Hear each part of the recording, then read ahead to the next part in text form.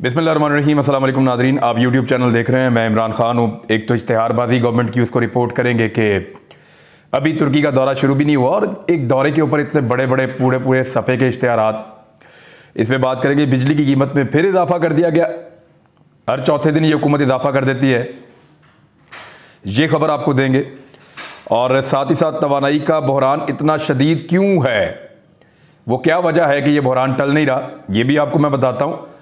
और उसमें किसका कितना हिस्सा है वो भी आपको बताऊंगा और सबूत के साथ। राणा सनाउल्लाह बहुत बुरी तरह फंस गए हैं, लेकिन इमरान खान साहब का एक बयान के लॉन्ग मार्च के अंदर जो है वो असला मौजूद था। इसकी हकीकत क्या है ये भी आपको बताते हैं। और ब्यूरोक्रेसी पर ख़जाना और नवाजिशें और अनायतें वो कैसे ये हुकूमत कर रही है आपके सामने रखेंगे। और डिफरेंट चीज़ें हैं, हज की कीमत कितनी मुकर्रर हुई है, कितने में अब हज होगा और किस तरीके से इस इम्पोर्टेड हुकूमत ने इस मामले को किया है ये भी आपको बताते हैं। और इसराइल को तस्लीम करने के लिए इमरान खान पे कितना दबाव था ये खबर भी। लेकिन सबसे पहले नवाब शेर वसीर ये अपने इलाके में वापस गए हैं और ये एक मुनहरिफ रुकन है जिन्होंने पाकिस्तान तहरीक इंसाफ को छोड़ा था। वैसे नॉर्मली लोटा कहते हैं, लेकिन क्योंकि तहरीक इंसाफ को छोड़ा है, अगर नून लीग को छोड़े तो लोटा होता है, तहरीक इंसाफ को छोड़े तो मीडिया की ज़बान में मुनहरिफ रुकन कहा जाता है, ज़रा इज्जत से नाम लिया जाता है। तो वो जो मुनहरिफ रुकन है नवाब शेर वसीर, ये अपने इलाके में जब गए हैं तो इनके खिलाफ शदीद नारेबाजी हुई, लोटा लोटा लोगों ने इनको कहा और बहुत बड़ी तादाद में लोग इकट्ठे हो गए। इनके पोस्टर्स फाड़ कर फेंक दिए सड़कों पे और नौजवान और बुजुर्ग सब इनके खिलाफ लोटा लोटा के नारे लगाते रहे। फिर पुलिस आई और पुलिस ने गिरफ्तारियां करना शुरू कर दी। कुछ नौजवान गिरफ्तार हुए, उनकी मैंने वीडियो देखी है। वो पुलिस की गाड़ियों के अंदर भी बड़े खुश खुश जा रहे हैं। यानी इन्होंने जो मौजूदा इंपोर्टेड हुकूमत है उन्होंने नौजवानों के दिलों से गिरफ्तारी का डर या खौफ निकाल दिया है, जो कुछ उनके साथ गुज़िश्ता चंद दिनों में या एक हफ्ते के अंदर किया गया है। तो नौजवान पाकिस्तान तहरीक इंसाफ का झंडा पकड़ गए और वो गाड़ी के अंदर जो है वो बैठे हुए आपस में बातें कर रहे हैं और पुलिस स्टेशन की जानिब गाड़ी जा रही है। तो ये एक लोटा अपने इलाके में पहुंचा और लोगों का उसको इस्तकबाल जिस तरह का लोग दे रहे हैं या जिस तरह के नारे लगा रहे हैं वो आपके सामने है। दूसरी जानिब ये हुकूमत तुर्की का एक दौरा कर रही है। शहबाज शरीफ साहब 54 अफराद को लेकर तुर्की के दौरे पर जा रहे हैं और तुर्की के साथ ये क्या करेंगे, क्या तय करेंगे, कोई फार्मूला नहीं दिया गया। ना पार्लियामेंट को बताया गया, ना मीडिया को बताया गया, ना हमें आगाह किया गया कि कौन सी चीजें जो वो तुर्की के साथ तय करने जा रहे हैं। सिर्फ और सिर्फ अपनी इमेज बिल्डिंग करने के लिए तुर्की का दौरा करने शहबाज शरीफ साहब जा रहे हैं और इमेज बिल्डिंग के चक्कर में भी 54 अफराद का काफिला वो तुर्की में साथ लेकर जा रहे हैं। माजी में जब वजीर आला पंजाब थे तब भी उनको बड़ा शौक था तुर्की जाने का। उनके जो एक बेटे हैं वो तुर्की के साथ कोई कारोबार वारोबार भी करते रहे हैं। तो बजाय इसके कि पैसा खर्च किया जाता अवामी फलाह बहबूद पे, पैसा कहां खर्च किया जा रहा है, वजीर आज़म हाउस पे, बड़ी बड़ी दावतों पे पैसा खर्च किया जा रहा है, अखबारात को दिए जाने वाले इश्तिहारात पे, जो करोड़ों रुपए के इश्तिहारात इन्होंने सिर्फ एक दिन में इस हुकूमत ने लगाए हैं। हालांकि अभी एक दिन पहले वजीर मुमलिकत मलिक साहब फरमा रहे थे, मुसद्दिक मलिक, कि इस हुकूमत के पास जहर खाने तक के भी पैसे नहीं हैं। मेरे ख्याल में जहर तो बहुत सस्ता मिल जाता है इन करोड़ों रुपए के इश्तिहारों की जगह। बहरहाल जिनके पास जहर खाने के पैसे नहीं हैं वो करोड़ों रुपए के इश्तिहारात लगा रहे हैं अखबारात में, आधे आधे सफ़े के, और फिर उन्हीं इश्तिहारात की बुनियाद पे अखबारात में मनपसंद खबरें भी लगवा रहे हैं और साथ ही साथ 54 अफराद का काफिला लेकर तुर्की के दौरे पर भी जा रहे हैं। पता नहीं तुर्की में इन्हें क्या मिलेगा या कितने अरब डॉलर इनको तुर्की से मिलेंगे, ये तो जब वापस आएंगे तब पता चलेगा। बिजली की कीमत में एक दफ़ा फिर इजाफा किया है। मैं आपको बता देता हूं कि कितना इजाफा हुआ बिजली की कीमत में। तो ये आपके लिए एक और बुरी खबर है। बिजली की कीमत में 4 रुपए फी यूनिट का इजाफा मजीद कर दिया गया है। अब ये एक 5वां इजाफा हो गया है, फिर एक इजाफा होगा 1 जुलाई से कहा जा रहा है कि 8 रुपए यूनिट का। ये जब हुकूमत बन रही थी तो मिफ्ता इस्माइल का कहना था कि हम बिजली की कीमत आधी कर देंगे। जब से हुकूमत बनी है इन्होंने बिजली की कीमत तकरीबन दुगनी कर दी है। तो आधी करने की बजाय दुगनी कर देना, ये इस एजेंडे के तहत हुकूमत में आए थे। अब वजह क्या है कि ये बिजली नहीं बना रहे। इस वक्त जो बिजली का शॉर्टफॉल है या जो बिजली की कमी है इस वक्त पाकिस्तान में वो 7000 मेगावाट है। 7,000 मेगावाट की कमी है। पाकिस्तान में जो बिजली की तलब है वो 28,000 मेगावाट है और जो बिजली पैदा की जा रही है वो 21,000 मेगावाट पैदा की जा रही है, यानी 7,000 मेगावाट की कमी है। और इस वक्त पाकिस्तान के में जो कैपेसिटी है बिजली बनाने की वो 30,000 मेगावाट से ज़्यादा की है। तो पाकिस्तान बिजली बना क्यों नहीं रहा? हालांकि इस हुकूमत ने दावा किया था कि ईद वाले दिन से लोड शेडिंग जीरो हो जाएगी पाकिस्तान पूरे में। 1 मई का इन्होंने वादा किया था। 1 मई तो चला गया, मई का पूरा महीना गुजर गया। ये बिजली की जो पैदावार है वो कर ही नहीं पाए। लोड शेडिंग को जीरो करना तो दूर की बात है, एलानिया लोड शेडिंग भी नहीं कर पाए और गैर एलानिया लोड शेडिंग हो रही है। लोड शेडिंग की सूरत हाल ये है कि 12-12 घंटे 10-10 घंटे लगातार शहरों में लोड शेडिंग हो रही है। देही इलाकों में 14 से 16 घंटे या इससे ज्यादा भी लोड शेडिंग हो रही है। यह सूरत हाल पैदा कर दी है पाकिस्तान के अंदर इंपोर्टेड सरकार ने। वजह क्या है? वजह वही है जो इमरान खान ने आपको बताई थी कि नवाज शरीफ ने और शहबाज शरीफ साहब ने अपने अपने कमीशनों के लिए जो बिजली के कारखाने लगाए थे वो बहुत महंगे थे और उनके साथ ऐसे मुआहदे किए थे कि आने वाले वक्त में बिजली और महंगी होती चली जाएगी और हर गुजरते दिन के साथ बिजली को महंगा होना था। इतने महंगे मुआहदे इन्होंने कर दिए जो बिजली के कारखाने लगाए उसके अंदर कि वो बिजली आम सारिफ खरीद ही नहीं सकता था।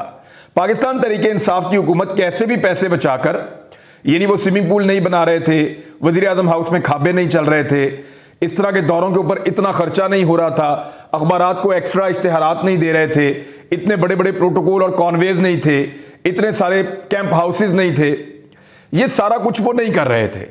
तो वो जो कर रहे थे वो पैसा बचाकर पब्लिक को सब्सिडी दे रहे थे। उस सब्सिडी से उन्होंने बिजली की कीमत को कंट्रोल किया हुआ था और बिजली प्रोवाइड भी कर रहे थे। यानी 1 घंटे की भी लोड शेडिंग पाकिस्तान तरीके इंसाफ के दौर में नहीं थी। लेकिन इन पौने 2 महीनों के अंदर ऐसी तबाही फेरी इस सरकार ने और ऐसी बर्बादी फेरी इस इंपोर्टेड सरकार ने कि अब वो बिजली बना ही नहीं पा रहे। ना सिर्फ महंगी करते जा रहे हैं बल्कि बना ही नहीं पा रहे, जबकि पेट्रोल की कीमतें बहुत ज्यादा बढ़ा दी हैं और आने वाले दिनों में मजीद बढ़ाने वाले हैं।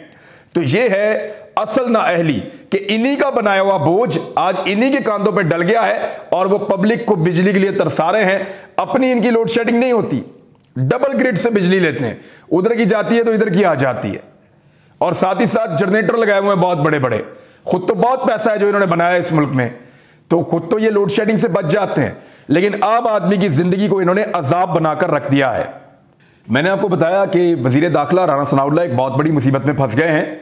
तफसीलात के मुताबिक वजीर दाखिला राणा सनाउल्लाह के खिलाफ मंशियात का जो मुकदमा था जिसमें मंशियात उनसे बरामद की गई थी, इंसदाद मंशियात की अदालत ने वजीर दाखिला राणा सनाउल्लाह को फर्द जुर्म के लिए तलब कर लिया है और 25 जून को फर्द जुर्म आयद की जाएगी और केस को मुकर्रर कर दिया गया है। इंसदाद मंशियात की अदालत ने गुज़िश्ता समात का तहरीरी हुक्मनामा जारी कर दिया जिसमें राणा सनाउल्लाह की प्रॉपर्टी और बैंक अकाउंट्स खोलने की दरखास्त पर जवाब तलब कर दिया गया है। यानी ये जो खोली गई हैं चीज़ें कैसे खोली गई हैं, लाओ जवाब दो। ये तो चीज़ें सरकार ने बंद की थी और तहरीर फैसले में कहा गया है कि राणा सनाउल्लाह की मुस्तकिल हाजिरी माफी की दरखास्त पर वकला अपने दलाइल ने राणा सनाउल्लाह के शरीक मुलजिमान ने फर्द जुर्म आयद ना करने की दरखास्तों को वापस ले लिया है और अदालत ने दरखास्तों को वापस लेने की बुनियाद पर मुस्तरद कर दिया है।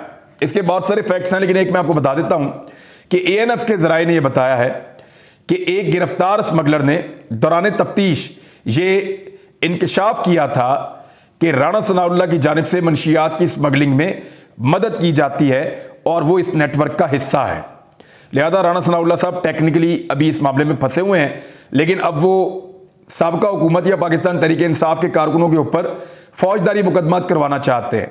और इमरान खान साहब का ये बयान कि जो लोग बहुत मुश्किल से इस्लामाबाद पहुंचे थे उनके पास हथियार भी मौजूद थे, जो शुरका थे लॉन्ग मार्च के, तो इससे हालात मजीद खराब हो सकते थे, इसलिए मैं वापस चला गया। बात ठीक है। देखिए हर एक की गाड़ी में हथियार होता है आजकल, राणा सनाउल्लाह की गाड़ी में भी हथियार है। हजारों वकील ऐसे हैं पाकिस्तान में जिनकी गाड़ियों के अंदर हथियार है। सहाफ़ी तमाम पाकिस्तान के जितने बड़े सहाफ़ी उन तमाम की गाड़ियों के अंदर हथियार है और हम सबके पास लाइसेंस वाले हथियार होते हैं, क्योंकि पुलिस हमें प्रोटेक्शन देने में, हमारी हिफाजत करने में पाकिस्तान में नाकाम रही है। हमें पाकिस्तान के कानून नाफिज करने वाले इदारों पर एतबार नहीं है, इसलिए पाकिस्तान में लोगों की एक बहुत बड़ी तादाद, ख़ास तौर पे खैबर पख्तूनख्वा में तो ये कल्चर भी है, वो लोग अपने साथ गाड़ी में हथियार रखते हैं। तो लगभग जो लॉन्ग मार्च के साथ काफिला आ रहा था, तलाशियां ले लेके तो नहीं ला सकते थे, मुमकिन है लोगों के साथ हथियार हो, और जब आप किसी का सर फाड़ देंगे और जब आप उसको लगातार मारेंगे, जब आप उसके बाद ब्रूटल टॉर्चर करेंगे, तो मुमकिन है कोई आदमी गोली चला दे और गोली चलने की सूरत में क्या सूरत हाल पैदा हो जाएगी, जैसी मॉडल टाउन में हुई थी। तो एक अक्लमंद लीडर हमेशा उससे अवॉइड करेगा। जैसा कि इमरान खान साहब ने बताया कि उनके पास जितने सिक्योरिटी के लोग थे, क्योंकि इसमें सूबाई वज़रा भी थे, वज़ीर आला भी थे और उनके बहुत करीबी दूसरे लोग भी थे, तो उन सबके साथ अपनी अपनी सिक्योरिटी के गार्ड्स थे, उनके पास भी हथियार मौजूद थे। अब ये बड़ी नाजुक सूरत हाल थी। इमरान खान साहब को लगा कि पाकिस्तान की फ़ौज को और पाकिस्तान की आवाम को आमने सामने लाने की एक साजिश की जा रही है। उन्होंने साजिश नाकाम बनाने के लिए वहाँ से डी चौक को छोड़ देना मुनासिब समझा और अपनी ज़िद छोड़ दी, अपनी जद्दोजहद फिलहाल छोड़ दी कि इस मौका पर अगर गोली चल गई या खुदा न खास्ता हालात ख़राब कर दिए गए, क्योंकि वहाँ पे गुल्लू भट्ट भी मौजूद थे, इस तरह के लोग भी थे जो गाड़ियाँ तोड़ रहे थे, इंस्टिगेट कर रहे थे, चीज़ों को आग लगा रहे थे, पुलिस वाले खुद ये कार्रवाइयाँ डाल रहे थे, तो किसी को भी गुस्सा आ सकता है, कोई भी रद्द-ए-अमल हो सकता है। लिहाजा इमरान खान ने अक्लमंदी का फैसला किया था, लेकिन उनके इस बयान को उनके खिलाफ एक गवाही के तौर पे इस्तेमाल करने की कोशिश की जा रही है। इमरान खान साहब ने अपने दौर में कुछ कवानीन बनाए थे और कुछ रूल्स बनाए थे जिनको कहते थे कि ब्यूरोक्रेसी के हवाले से जो है वो सिविल सर्विस रूल्स थे। अब ये जो रूल्स बनाए थे इनको मनसूख कर दिया है मौजूदा इंपोर्टेड सरकार ने। ये रूल्स क्या थे, ज़रा ये सुन लें। इनमें यह था कि ब्यूरोक्रेसी को जो नाअहल अफसरान हैं उनसे पाक किया जाएगा और सिविल सर्वेंट जो है उनको जबरी रिटायरमेंट भी इसके अंदर शामिल कर दी गई थी। ये 2020 में रूल्स बनाए गए थे, जनवरी 2021 में जारी किए गए थे। इन रूल्स से मुतालिक उस वक्त की हुकूमत का दावा था कि इसका मकसद ये है कि मुजरिमाना गफलत बरतने वाले, काम ना करने वाले, रिश्वत लेने वाले, लोगों को परेशान करने वाले और काम में रुकावट डालने वाले जो अफसरान हैं उन सारों को रियासती इदारों से अलग कर दिया जाए और ऐसे अफसरान को रिटायर कर दिया जाए। इसके लिए ये रूल्स बनाए गए थे, लेकिन मौजूदा इंपोर्टेड सरकार को तो ऐसे लोग बहुत सूट करते हैं जो काम ना करें, काम में रोड़े अटकाएं, रिश्वत लें, तंग करें आवाम को, क्योंकि आवाम को तंग करके तो ये हुकूमत करते हैं। इनका तो अंग्रेज़ों वाला फार्मूला है। लिहाजा इन्होंने आते ही वो रूल्स ख़त्म किए और तमाम ब्यूरोक्रेसी के ऊपर एक बहुत बड़ी अनायत और एक बहुत बड़ी नवाजिश इन्होंने कर दी है। हज के हवाले से एक खबर है, वो मैं आप तक पहुँचा देता हूँ। हुकूमत ने जो हज की कीमत मुकर्रर कर दी है या जो पैसे मुकर्रर किए हैं कि कितने में ये हज होगा, मंगल को इन्होंने ब्रीफिंग दी और बताया कि हज की जो कीमत है वो पहले 9.5 लाख बताई जा रही थी, अब 10 लाख रुपए से ज़्यादा कर दी गई है। यानी 10 लाख रुपए से ज़्यादा पाकिस्तान में हज होगा और 10 लाख रुपए का करके यानी 4.5 लाख से उठा के पहले ले गए 10 लाख से ऊपर और अब उसमें से 1.5 लाख की सब्सिडी दे रहे हैं। यानी वहां से भी पैसे खाने का इरादा है, वहां से भी मौज करने का इरादा है। तो इस तरीके की वारदात पाकिस्तान के अंदर ये जमातें डालती हैं। यानी जब हज 4-4.25 लाख का था तो इमरान खान को कहा गया कि इस्लाम के खिलाफ है और यहूदियों का एजेंट है। आज हज को 10 लाख से ऊपर कर दिया है और वो कह रहे हैं कि जनाब ये तो बिल्कुल हमने ठीक काम किया है, इस्लाम की खिदमत है। तो ये जमीयत उलमा इस्लाम फजल रहमान ग्रुप के लोग हैं जो इसके वजीर हैं, मुफ्ती अब्दुल शकूर। उन्होंने कहा जी कि अगर इमरान खान की हुकूमत होती तो 11 लाख का हज हो जाता। और भाई होती तो होता तो देखा जाता ना। अब तो आपने हज कर दिया 10 लाख रुपए का, तो इसका जवाब आपको कौम को देना पड़ेगा। इमरान खान साहब ने कहा कि उनके ऊपर यह दबाव था कि इसराइल को तस्लीम किया जाए। ये उन्होंने मुझे भी बताया था बहुत पहले, एक प्रोग्राम के अंदर भी उन्होंने तस्करा किया था। मैंने इसके ऊपर एक वीलॉग किया था, रबीउल अव्वल के महीने में गालिबन मैंने किया था, एक वीलॉग किया था। उस पर मेरी बड़ी ले दे हुई थी और बहुत सारी जगहों से मुझे टेलीफोन कॉल्स आई थी और काफ़ी मैंने झेला था उस वीलॉग को। वो आप अभी जाकर देख सकते हैं, जिसमें बताया था कि इमरान खान साहब के 10 ऐसे इख्तलाफात जो उनके होते रहे हैं पाकिस्तान के ताकतवर हलकों से। बहरहाल इमरान खान साहब ने वाकई बात ठीक की है, क्योंकि मैंने उस वीलॉग में ये कहा था और मैंने उसको भुगता भी था, बाद में उसके नताइज भी मैंने भुगते थे। इमरान खान साहब के ऊपर वाकई दबाव था और इसका इंकशाफ इमरान खान साहब ने किया है। उन्होंने कहा कि हमारी हुकूमत में थे तो इसराइल को तस्लीम करने के लिए दबाव था। अमेरिका के ज़ेर असर लॉबी मुस्लिम ममालिक से रियासत को तस्लीम कराना चाहती है। नए आर्मी चीफ की तैनाती से मुतालिक कभी नहीं सोचा, नहीं मालूम नया आर्मी चीफ कौन होगा। तो इमरान खान साहब ने क्लियरली कहा कि बिल्कुल था और अभी उन्होंने ये भी कहा कि मैं अभी नहीं बताना चाहता कि मुझे किस किस ने और कैसे कैसे ये दबाव डाला था। उस वक्त भी इमरान खान साहब ने ये ज़रूर मुझे बताया था और मेरे पास बतौर एक अमानत ये चीज़ मौजूद है कि जो लोग इमरान खान साहब पे ये दबाव डाल रहे थे, और मैं जानता हूँ कौन लोग हैं और वो क्या चाहते थे इसराइल को तस्लीम करवाने के लिए। और इसके अंदर कौन कौन मुलव्वस था मैं जानता हूं, लेकिन कुछ चीज़ें अमानत होती हैं आपके पास, आप उसमें ख़यानत नहीं कर सकते। बहरहाल इमरान खान साहब खुद ही जब दिल करेगा तो वो बता देंगे, मैं तो इसके बारे में नहीं बताने वाला। तो एक दबाव उन पे था, उन्होंने कहा आसिफ अली जरदारी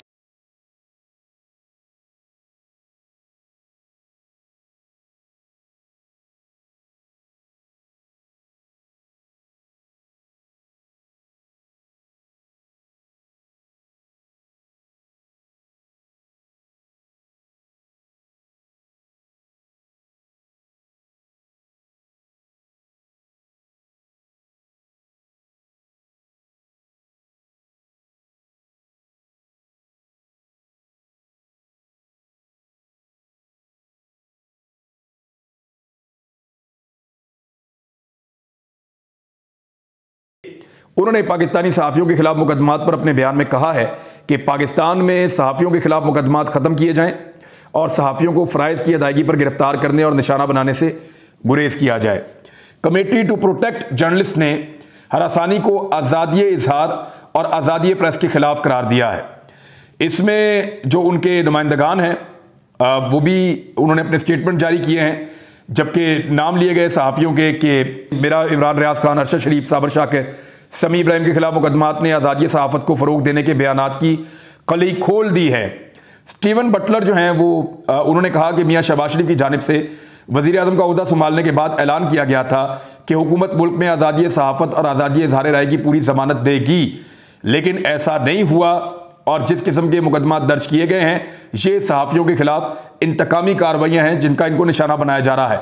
बहरहाल मैं इन सहाफ़ियों से मिला हूँ कल सारों से, यहाँ पे इस्लामाबाद में पेशी थी, उसके बाद भी हमारी मीटिंग हुई है। बड़े कमिटेड है सारे और किसी किस्म की लचक दिखाने को तैयार नहीं है। वो सारे ये कह रहे हैं कि this is for the sake of Pakistan, not for any political party. ये पॉलिटिकल पार्टीज अपनी अपनी सियासत करती रहेंगी, पीटीआई, पीएमएलएन, पीपल्स पार्टी सारे, लेकिन हम जो बात कर रहे हैं वो पाकिस्तान के लिए कर रहे हैं जो पाकिस्तान को सूट करती है, और हम अपनी बात से पीछे नहीं हटेंगे। जितने मर्जी पर्चे कराओ, जितना मर्जी दबाव डालो। अब तक के लिए इतना ही। अपना ख्याल रखिएगा, अपने इस चैनल का भी। अल्लाह हाफिज़।